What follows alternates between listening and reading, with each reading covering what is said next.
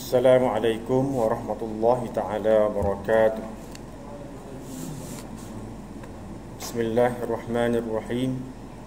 Alhamdulillahi rabbil alamin. Wa bihi nasta'in ala umuri dunya waddin. Qala subhanaka la ilma lana illa ma 'allamtana innaka antal alimul hakim. Wa la hawla wa la quwwata illa billahil aliyyil azim. Qala rabbi shrah li sadri wa yassir li amri wahlul 'uqdatam min lisani yafqahu qawli. Rabbi zidna ilman nafi'a warzuqna fahman wasi'a. Allahumma ahsin khuluqana wa afsah alsinatana wa saddid bihi lisani wahdi qalbi bihaqqi sayyidina wa maulana Muhammad wa ala alihi wa sahbihi wat tabi'in. Alhamdulillah, puji dan syukur kehadrat Allah Subhanahu wa taala kerana kita dipertemukan lagi pada malam ni, yang mana malam ni adalah malam yang bertuah, iaitu malam nisfu Sya'ban, 15 Sya'ban malam ni, iaitu malam yang sebagaimana yang kita buatlah sejak dulu-dulu, iaitu baca Yasin 3 kali antara maghrib dengan isyak, diselangi dengan doa-doa. Kerana ada kelebihannya yang tersendiri malam nisfu Sya'ban ni, sebagaimana hadis-hadis sahih yang menyatakan bahawa Allah Subhanahu wa taala memerhatikan hamba-hambanya pada malam nisfu Sya'ban, maka Allah taala akan ampunkan dosa hamba-hambanya yang mana meminta ampun daripada dosa, yang bertaubat daripada dosanya, kecuali orang-orang yang bermusuhan dan orang yang kafir. Jadi masalah kelebihan malam ni, yang mana peluang kita masih ada lagi dengan kita mengadakan majlis ilmu. Ini adalah salah satu daripada amal ibadah mendekatkan diri kepada Allah, taqarrub ila Allah Subhanahu wa taala. Di samping dengan, kalau sempatnya selepas isyak kita baca sendirilah, baca Yasin di rumah masing-masing lah. Tu. Jadi majlis ilmu adalah salah satu daripada cara ibadat juga. Lillahi ta'ala, insya-Allah. Dan di akhir kuliah ni insya-Allah kita akan sama-sama mengaminkan doa khusus malam nisfu Sya'ban malam ni, insya-Allah dah. Banyaklah kelebihan-kelebihannya. Di antaranya ialah malam yang mustajabnya doa. Malam ini salah satu malam yang mustajab, makbulnya, diterima insya-Allah doa kita. Jadi insya-Allah kita sambung kitab kita, muka surat 288. Bahagian yang ketiga dari kitab Mustikah Hadis kita ni, surat 388, dalam tajuk cara menurunkan mayat ke dalam kubur. Cara menurunkan mayat, cara nak turun mayat dalam kubur. Kata pengarang rahimahullahu taala, wa nafa'ana bi ulumihi wa ulumina wa barakatihi fid darain amin. Menurut huraian ulama, jumpa 288, jauh sikit lah ke belakang sikit. 288. 200 kau dengar berapa ni? 3. 2. 3 ni. 388 bukan 2. 3. 388. 388 nah.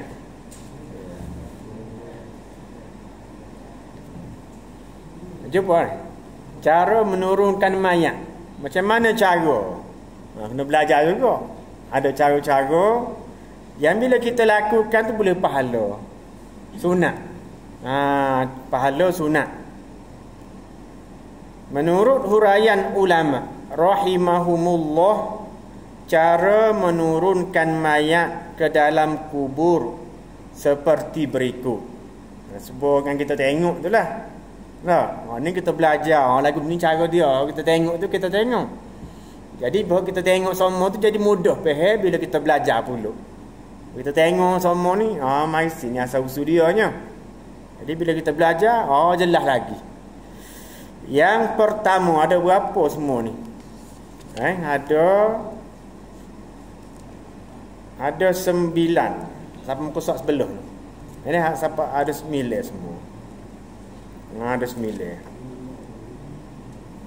Yang pertama, sunat meletakkan kepala usungan jenazah. Kepala usungan jenazah iaitu bila jenazah itu, mayat itu berada, bila jenazah itu berada di atas tempat usungnya itu. Atas tempat usungnya itu dipanggil jenazah lah. Mayat yang berada di atas tempat usungan dipanggil jenazah.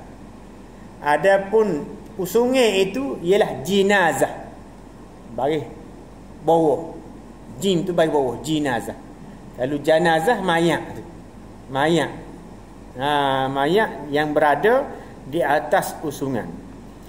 Jadi bila kita usung mayat tu, sunat kita meletak ke kepala usungnya. Kita bawa, kita usung mayat tu. Daripada van jenazah kau, daripada masjid kau, daripada rumah kau, kita bawa dia tu pergi kepala dulu. Kepala dulu. Kaki dulu, kepala dulu.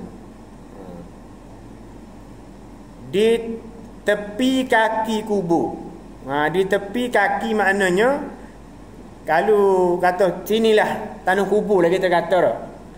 Ni kaki, ni kepala.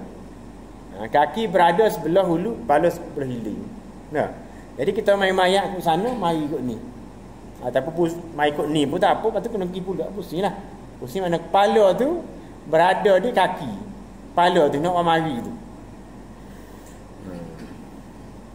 Kemudian yang kedua, sunat mengeluarkan mayat daripada pihak kepala dan dimasukkan ke dalam kubur daripada arah kaki kubur.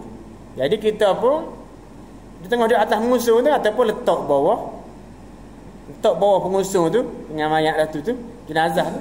Tapi buat turun pula. Turun mana? Olah kepala dulu. Olah kepala dulu. Sunat mengeluarkan mayat daripada pihak kepala dan dimasukkan ke dalam kubur daripada arah kaki kubur dengan mendahulukan kepalanya. Itu dah. Kemudian yang ketiga, orang-orang yang turun ke dalam kubur untuk menyambut mayat tu. Orang-orang yang turun ke dalam kubur untuk menatang mayat. Menatang maknanya menyambut. Peluk kepala kau, peluk pinggir kaki tu. Tu menatang maknanya. Kita biasa mendengar menatang minyak yang penuh. Saya aku anak seperti menatang minyak yang penuh. Maknanya pero didik jaga beri makan sungguh. Tu makna menatang. Bukan menatang tu, menatai tu bukan tu. Bukan tu. Lek dah. Itulah makna. Orang-orang yang turun ke dalam kubur untuk menatang mayat, untuk sambut mayat tu dan meletakkannya di tempatnya, mana di dalam kubur, iaitu dalam liang lahat tu. Kubur tu suku, liang lahat tu suku pula. Lalu tempat yang mana kawasan tanah hok kerah tu kan, mudah nak buat liang lahat lah. Ada gali pula. Dia gali lubang untuk tubuh mayat tu saja. Untuk letak tubuh tu. Kalau kawasan berpasir, susah sikit susah sikit, kena letaklah pasir di sebelah-sebelah tu supaya mayat tu duduk mengiring molek. Mengiring menghadap kiblat. Takut jadi kau terletak, kau terlakuk kau.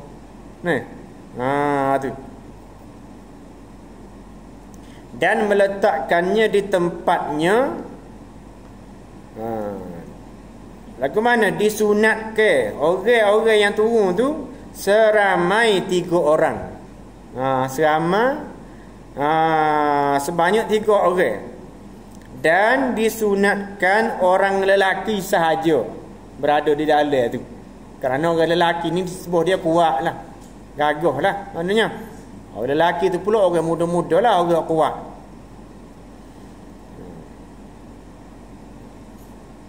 Sama ada mayat itu mayat yang diturunkan lelaki ataupun perempuan.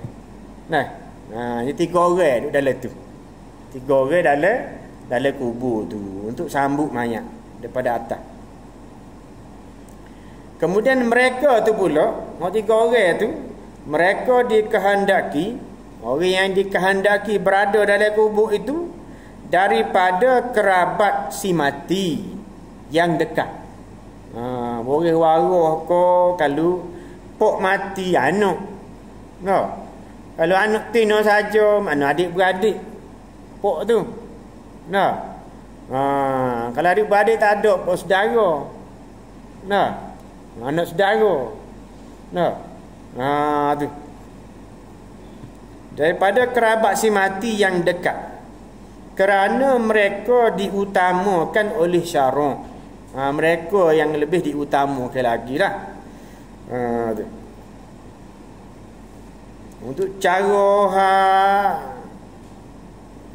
atas-atas cara luar ni ikut orang lain lah.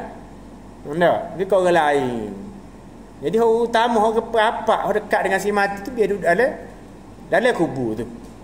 Duduk sambut, tunggu situ. Duduk cara contohnya kata nak bagi tu, nak bagi ni kau. Tu orang nak nawak ke masa tu kau ikut orang lain dulu. Okey. Jika si mati itu perempuan yang bersuami pula lagu mana, maka suaminya lah yang lebih utama berada dalam itulah. Suami dia, anak dia, ayah dia, adik-beradik lelaki dia. Adik ipar kau, abang ipar kau maknanya lebih utama, dekat. Kemudian yang keempat pula, semasa memasukkan mayat ke dalam kubur, bila nak memasuk ke tengah-tengah dah usung bawa lah. Tengah duduk. Tolok nak sambut ni ke dalam kubur disunatkan membaca. Sunat baca. Pakai hafal lah ni. Tu. Kena kita kau kena kau orang lain kita tolong baca. Maknanya kita tahu kita boleh baca. Orang tu tahu tak baca dianya. Sunat kita baca Bismillah, mudah. Wa ala millati Rasulillah. Bismillah wa ala millati Rasulillah. Macam tu. Muka tu tengok dah. Baca main kali pun tak apa. Bismillah wa ala millati Rasulillah. Maksudnya dengan nama Allah, bismillah. Dengan nama Allah, yakni kami meletakkanmu di sini. Bismillah. Macam bismillah kita nak makan itulah Bismillahirrahmanirrahim. Kita nak ambil semaya Bismillahirrahmanirrahim. Kan? Sebab ni bismillah dengan nama Allah. Tu. Wa'ala pula dan berdasarkan peraturan, yakni hukum hakikat agama lah. Millah ni agama.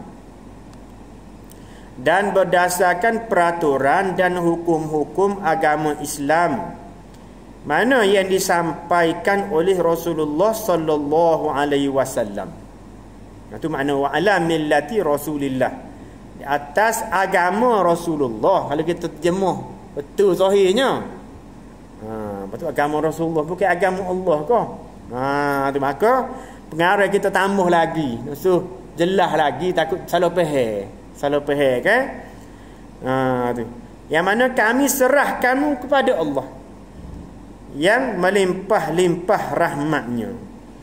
Hukum-hukum agama Islam yang disampaikan oleh Rasulullah. Agama Rasulullah tu maknanya berdasarkan peraturan dan hukum-hukum agama Islam yang disampaikan oleh Rasulullah. Itu maksud dia. Sallallahu alaihi wasallam, kami serahkanmu wahai si mati kepada Allah lah. Kepada Allah. Sekarang ini kamu sudah masuk ke dalam kubur, dan kamu akan melihat dah, akan menyaksilah sendiri manakah yang benar, manakah yang salah. Amalan-amalan yang kamu buat itu kamu akan dapat lihat. Dosa-dosa yang kamu lakukan itu kamu akan dapat lihat juga. Kami serahkanmu kepada Allah yang melimpah-limpah rahmatnya.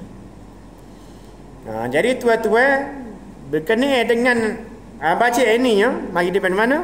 Daripada hadis ni.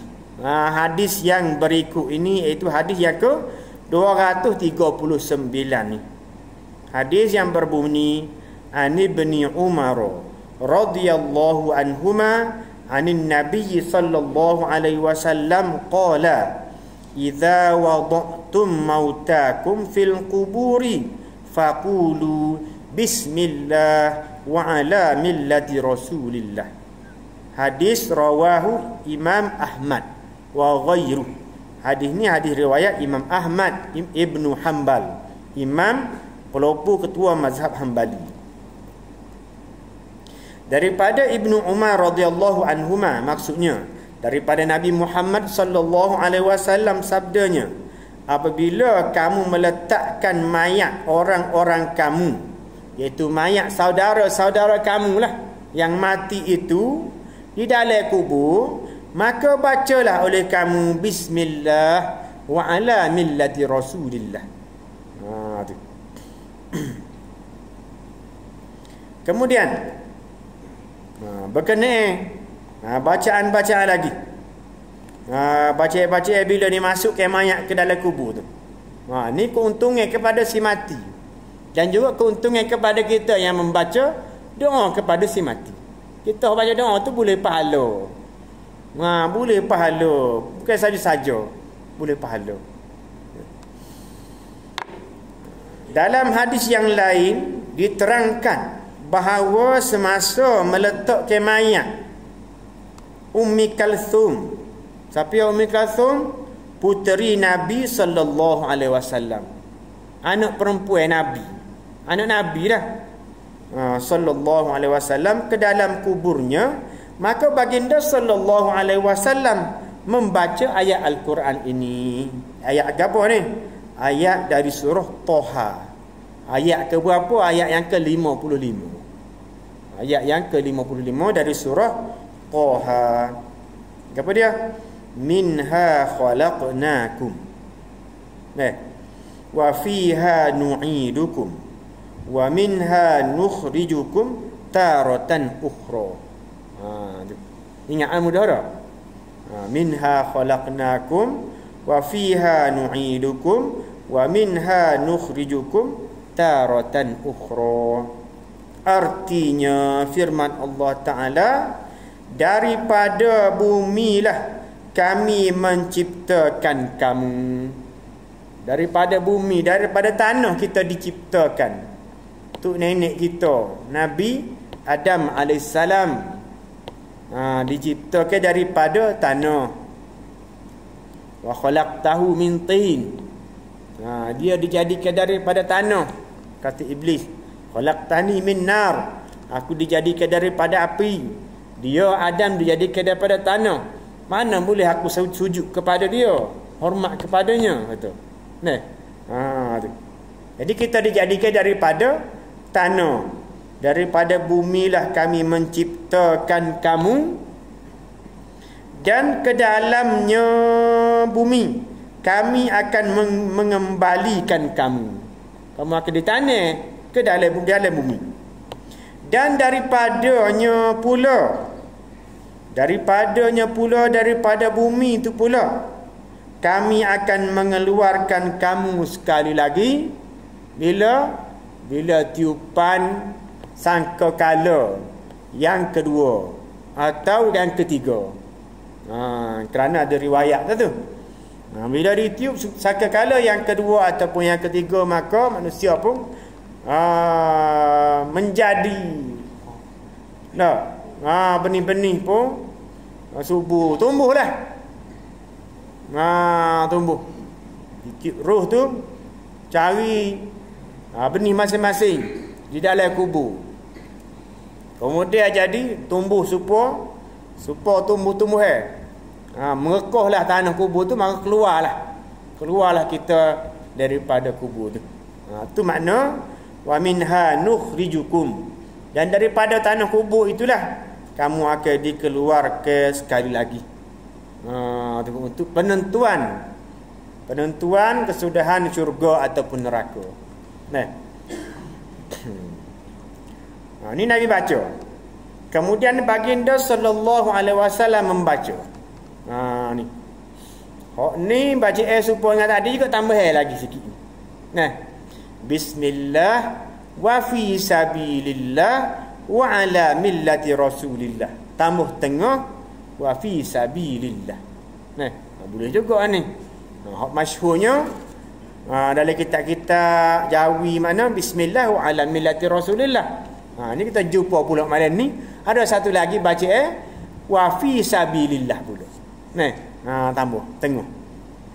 Maksudnya dengan nama Allah dan menurut jalan Allah.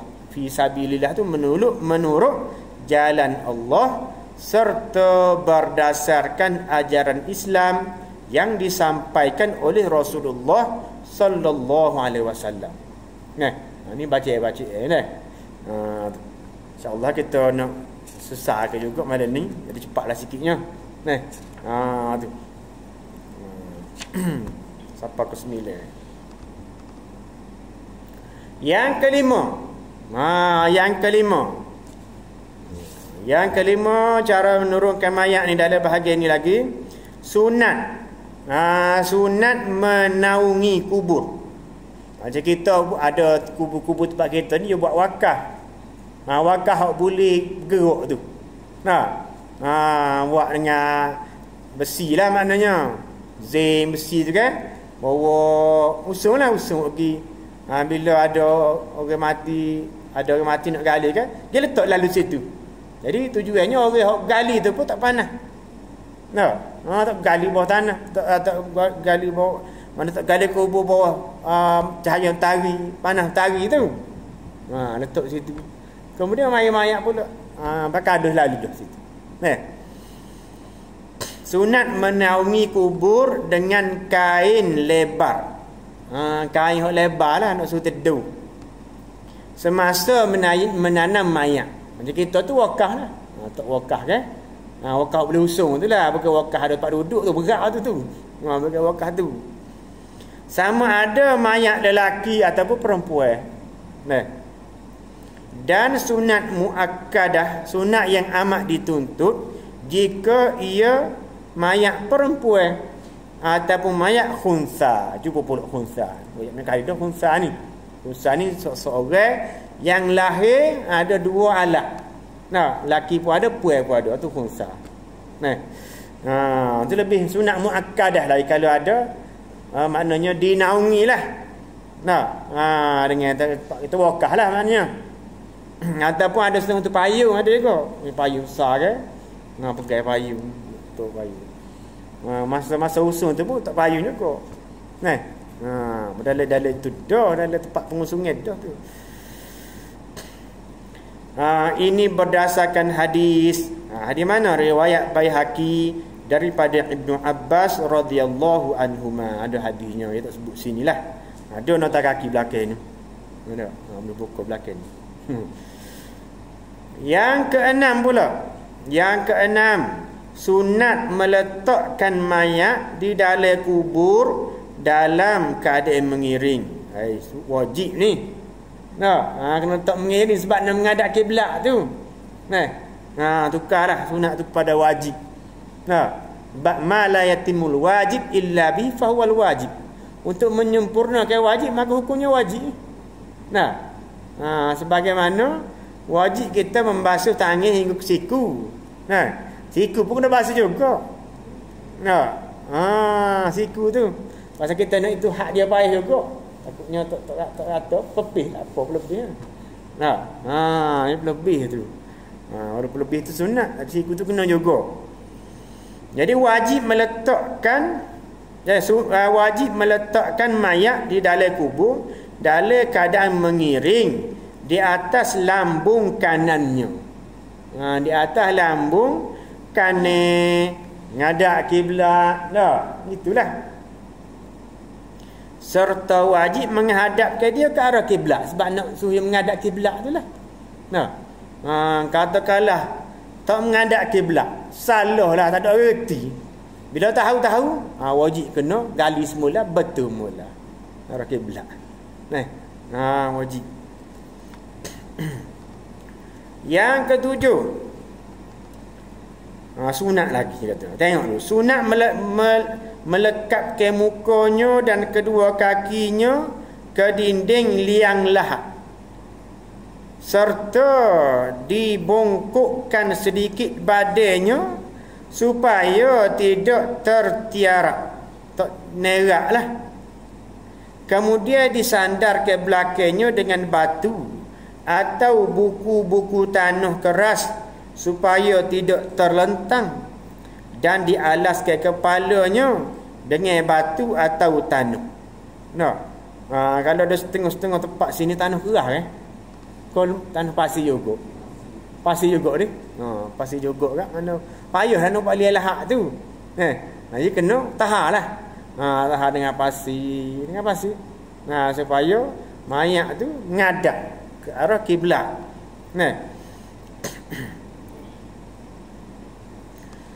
Bila kalau ada dinding liang lahat dia sunat, bila kalau kubur dia celah tu pula. Celah tu pula. Kubur liang lahat celah pula. Masuk dalam tu pula. Lepas tu ambil papai pun tak gitu pula. Tak papai pula. Tu. Tempat ambur lah betul lah. Gitu. Dia buat juga kali dalam sikit. Bukan tempat ambur sini, morak tu. Palu tu. Jadi tak begitu. Tanah dia keras sana, okey. Betul lah. Dalam ataupun tengah tu maknanya gali untuk dia lahat. Jadi tak kena sandar apa dah lah. Letak. Letak. Lepas tu nak sekam sikit letak. Pak tanah pula. Letak tanah pula.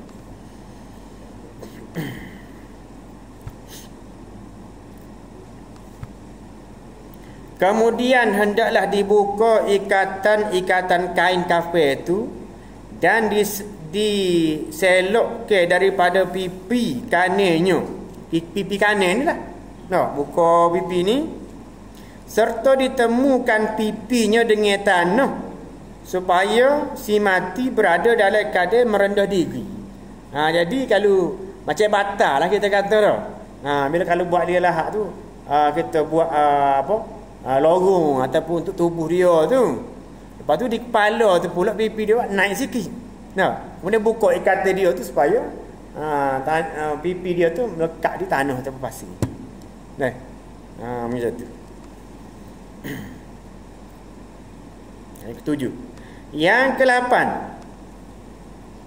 setelah itu wajib ditutup liang lahat dengan papan dan sebagainya supaya mayat tidak ditindih tanah. Letak pula pakai lung lah, kita lung letak lung pula tu kan. Yang ke-9, sunat bagi orang yang hadir. Bagi orang yang hadir pula kita ni. Meraup tanah 3 raup. Ni. Kalau orang tahu dia buat apa nampak dia raup tu. Tahu kan?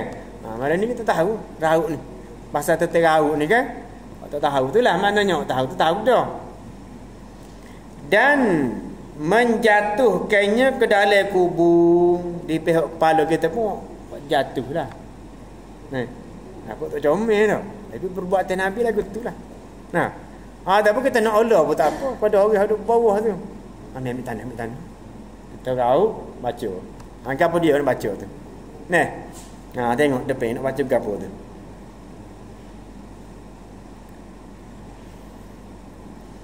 Jadi kita ambil tanah tu, kita pun baca. Kita raup, kita ambil tanah, kita pun raup, kita pun baca.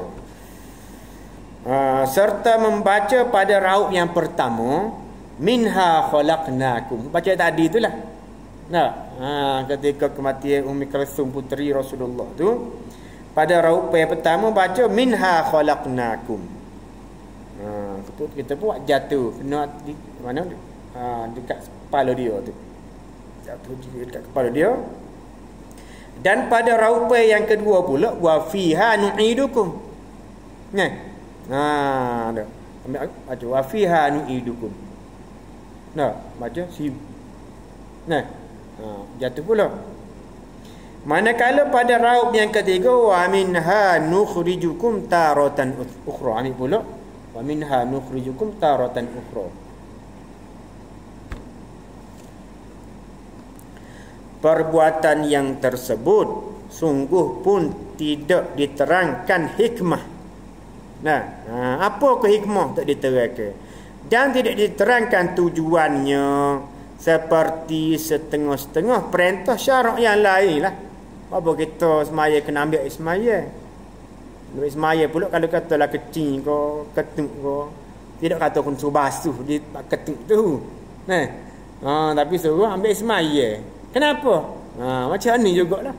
Supaya ni tidak diterangkan hikmah dan tujuannya seperti setengah-setengah perintah syarak yang lain. Tetapi tentulah ada kebaikannya bagi si mati. Ada kebaikan untuk si mati. Kerana ada dalil syarak mengenainya. Mana dalilnya? Iaitu ini diterangkan dalam hadis yang berikut. Hadis yang kedua tu 40. An Amir ibn Rabi'ata radhiyallahu anhu anna an-nabiy sallallahu alaihi wasallam Salla ala Uthman bin Maz'uni wa atal qabra fahasa thalatha hasayat wa huwa qa'imun. Hadis rawahu ad-Daruqutni.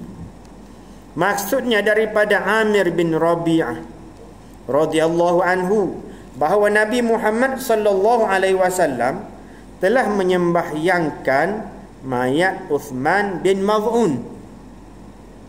Dan setelah mayat itu dimasukkan ke dalam kubur, baginda berdiri di tepi kubur. Mana? Arah kepala mayat tu lah. Nabi duduk situ tu. Lalu dijatuhkannya 3 raup tanah ke dalam kubur itu. Tu. Dijatuh ke 3 raup tu. Tu. Dalam hadis yang lain ditegaskan bahawa baginda sallallahu alaihi wasallam menjatuhkan 3 raup tanah ke dalam kubur si mati dengan menggunakan kedua-dua tangannya yang mulia itu.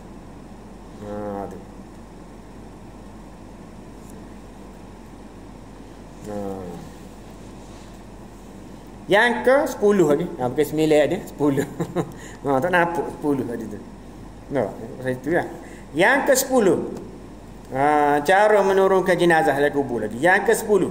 Setelah itu ditimbus kubur. Tanah lah dengan tanahnya. Ditimbus kubur. Bila ditimbus sunat ditinggikan kubur qadar sejengkal ni. Qadar sejengkal. Kenapa? Supaya mudah diketahui. Orang tahulah ni mai tempat kubur orang ni. Kubur orang ni supaya diketahui. Diziarahi. Orang pun boleh ziarah tahu kubur. Kubur ni kubur Pak Mak ni. Anak-anak Pak Mak nak mari ziarah ni. Serta dijaga kehormatannya. Tahu kubur ni tak boleh nak. Nak lakor kat sikot dia ni maknanya. Tu. Nak duduk kat sikot dia tak boleh. Setelah ditinggikan qadar sejengkal, maka lebih afdal lagi dirata ke tanahnya daripada menjadikannya membusuk tinggi lah. Macam tinggi situ lah maknanya. Tu. Mana tinggi sikit. Itulah 10 perkara-perkara yang dilakukan. 10 perkara yang dilakukan cara-cara nak menurunkan mayat ke dalam kubur. Macam mana cara nak menurunkan mayat ke dalam kubur. Ada soalan? Ya.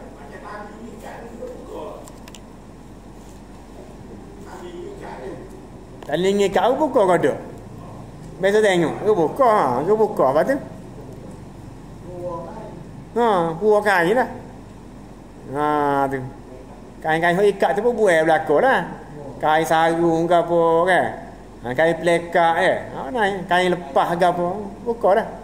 Bukan mana keluar lah.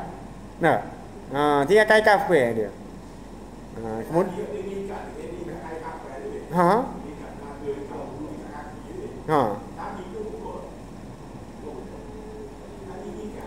Aku buka tali ngikat. Waktu pergi juga dah tu. Waktu pergi juga dah maknanya. Dekat daunnya pula. Tali ngikat tu buka lah. Sebagaimana bila kita, maknanya buka ni lah untuk pipi kita ni. Pipi tu lah. Untuk satu dengan tanah. Kan apa kata buka kau? Tanya tu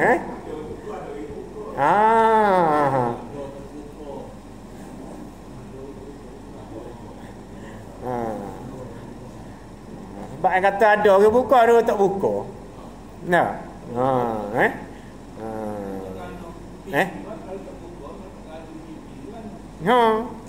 Rapat pipi tu dengan tanah ni. Kena buka ni. Ikat tu. Nak elok-elok kain pula nya. Macam tu. Buka. Dia tak buka, dia tak tahu tu, dia tak buka tu.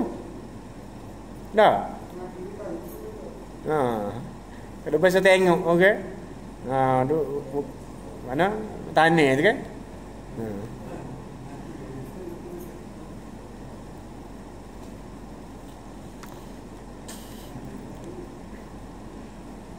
Jadi ada beberapa perkara yang kita kena ambil berat ikut baca tu lah.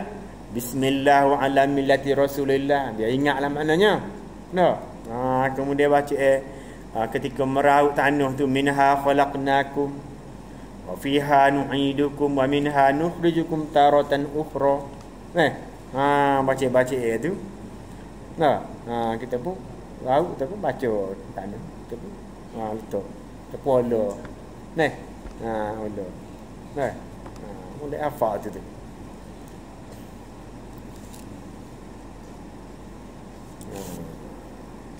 Jadi untuk malam ni setakat ni saja insya-Allah. Ya.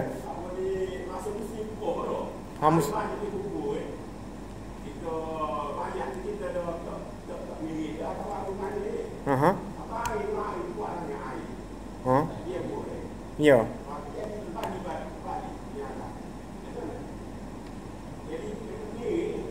Tak ada ngih ke? Ada buat lagu tu. Buat lagu mana? Pakai biar gitu lah. Tak boleh tu. Pakai biar lagu tu. Ya.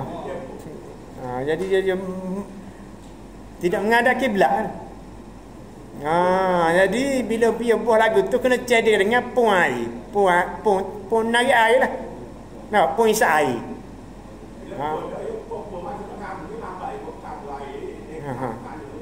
Ya.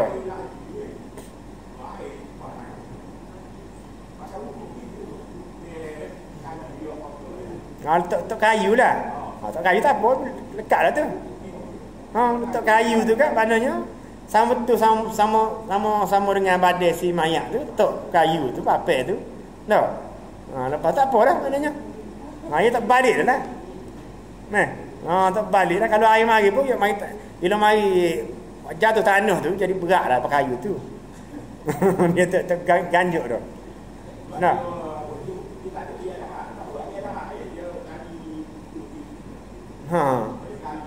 Dia gali. Lah pasir tanah pasir kan. Payah sikit lah. Jadi dia lahak tu. Jadi letak molek kat kena ada orang pergi lah maknanya. Letak kayu belung pulak situ tu untuk sebi supaya mayat tu tidak sama ada terlakuk ke terletak ke maknanya. Letak ambil tanah. tahan dengan tanduk pula. InsyaAllah lah maknanya. Kita ganjak lah mayat tu. Dah. Kerana tu panggil kesusahan ketika banjir. Nah, tapi boleh usaha juga mencari pung air lah. Cari enjin air, tarik air tu. Nah. Tu. Paksa lah. Ya. Seleh pun tak apa lah. Seleh air banyak. Nah. Nak ke mana? Dia kata. Nah. Sepengah orang lemah dari laut. Dah. Tu lemah dari laut maknanya tahu mana ni, mana kita boleh usaha cari pung air maknanya. Nah. Kita pung air tu masa tu tunggu tanah. Tunggu tanah kak, biarlah pasal ada air pas tu kak. Tak apa dah. Neh. Tu.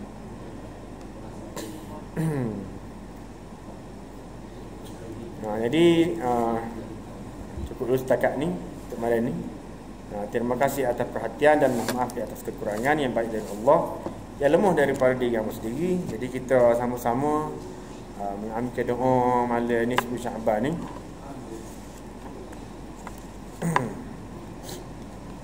Bismillahirrahmanirrahim. Alhamdulillahi rabbil alamin, hamdan yuwafi ni'amahu wa yukafi'u mazidah. Ya Rabbana lakal hamdu kama yanbaghi li jalali wajhika wa 'azimi sultanik.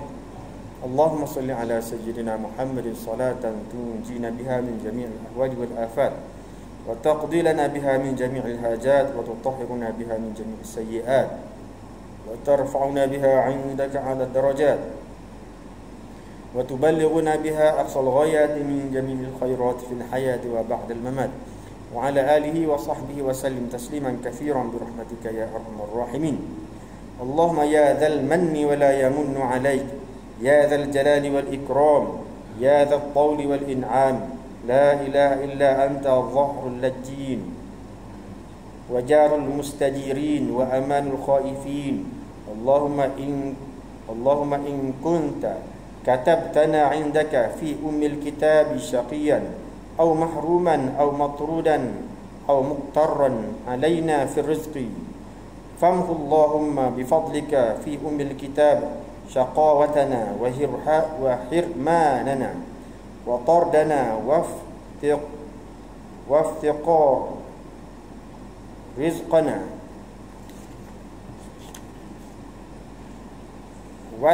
وثبتنا عندك في أم الكتاب سعيدا مرزوقا موفقا للخيرات فإنك قلت وقولك الحق في كتابك المنزل على نبيك المرسل يمحو الله ما يشاء ويثبت وعنده الكتاب إلهنا بالتجلي الأعظم في ليلة النصف من شهر شعبان المكرم التي يفرق فيها كل أمر حكيم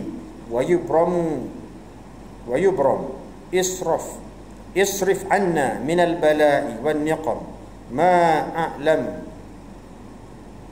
نعلم وما لا نعلم وأنت علام الغيوب برحمتك يا أرحم الراحمين. Maksudnya, dengan nama Allah yang Maha Pemurah lagi Penyayang, segala puji bagi Allah yang menguasai sekalian alam, sebagai kepujian yang menyempurnakan segala nikmatnya dan menjamin pertambahannya. Wahai Tuhan kami, bagi Engkaulah kepujian yang layak dan kebesaran zat-Mu dan keagungan pemerintahan-Mu. Ya Allah, yang mempunyai kurniaan dan tidak dikurniakan ke atas Engkau, Tuhan yang mempunyai kebesaran dan kemuliaan. Wahai Tuhan yang mempunyai keagungan dan pengurniaan, tidak ada Tuhan melainkan Engkau, sebagai tempat tumpuan dan pelindung orang-orang yang memohon perlindungan dan pengaman orang-orang yang takut dan pengaman orang-orang yang takut. Ya Allah, seandainya Engkau tuliskan kepada kami di sisi Engkau dalam Ummul Kitab kecelakaan, penegahan, penolakan, kepicikan dalam rezeki, maka hapuskanlah ya Allah dengan kelebihan-Mu dalam Ummul Kitab akan kecelakaan kami, penolakan kami dan kepicikan rezeki kami. Sebaliknya, Tetapkanlah kami di sisi Engkau dalam umul kitab sebagai orang yang bahagia lagi direzekikan yang mendatangkan bagi kebaikan. Maka sesungguhnya Engkau telah berfirman dan kebenaran firman Engkau dalam kitab yang diturunkan ke atas Nabi Engkau yang diutuskan. Allah menghapuskan apa yang Ia kehendaki dan menetapkannya, dan di sisinya lah umul kitab. Wahai Tuhan kami, dengan penjelmaan yang agung pada malam nisfu daripada bulan Sya'ban yang dimuliakan, yang dipisahkan padanya tiap-tiap urusan, yang bijaksana dan mengukuhkan, dan palingkanlah daripada kami segala bala bencana, apa yang kami mengetahui ataupun tidak mengetahui. Engkaulah yang mengetahui segala perkara ghaib. Dengan rahmat-Mu, wahai Tuhan yang pengasih dari segala yang mengasihi. Wahai Tuhan kami, telah kami lakukan kezaliman ke atas diri kami, seandainya Engkau tidak mengampuni akan kami dan kasihani akan kami, nescaya jadilah kami dari golongan yang rugi. Wahai Tuhan kami, kurniakanlah kebaikan pada kami di dunia ini dan juga di akhirat nanti, serta peliharalah kami dari azab api neraka. Rabbana atina fid dunya hasanah wa fil akhirati hasanah wa qina azabannar.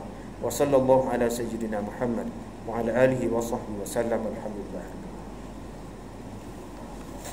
Taqabbalallah.